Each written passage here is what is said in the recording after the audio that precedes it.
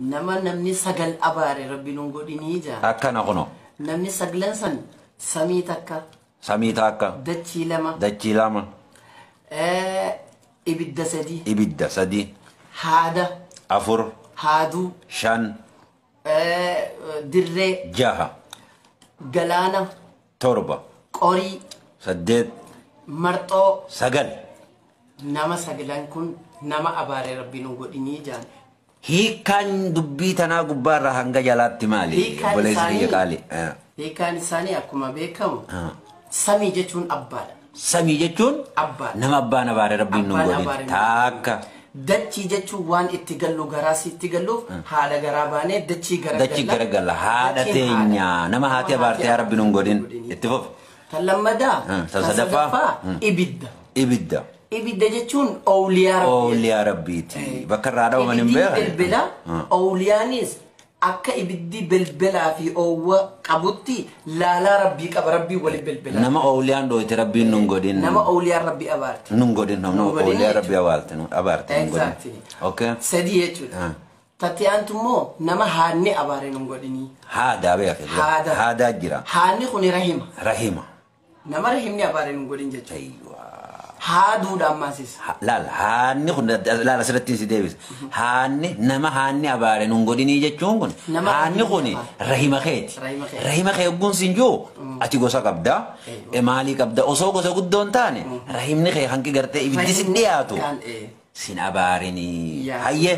Tatiyaantu jira. Haaduu jedhama. Haaduu jechuun tun beeku. Haaduu jechuun nama hangi warraa abaare nun godhin. Warri guutuun jechuudha. Warri guutuun. Faamiliin guutuun jechuudha. Faamiliin guutuu warraa abaartee jechuudha. Warra jechuun akka jilbaa. Akka jilbaa. Akka aanaa jechuudha gosa keessaa akkasitti aanu. Akkana kunu.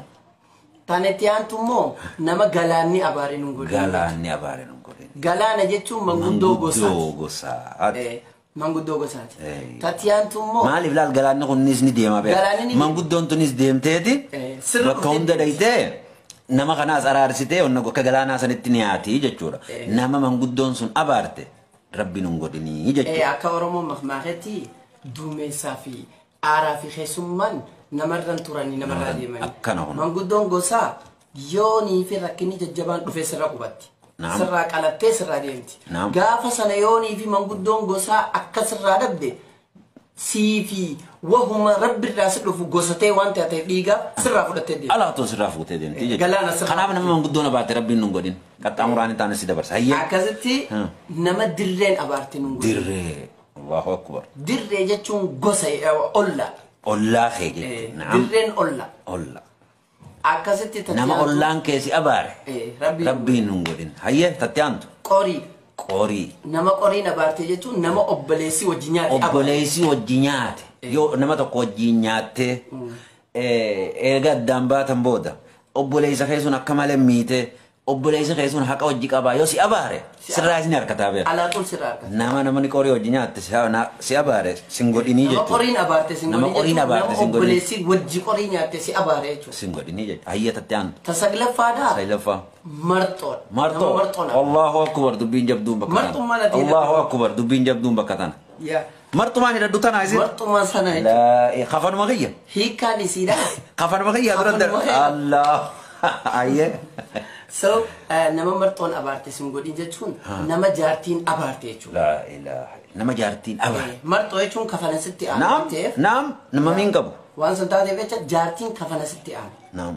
Nama marxoon abaarte sin godhin nama jaartiin abaarte sin godhin. Allahu akbar. Jechuudha. Allahu akbar.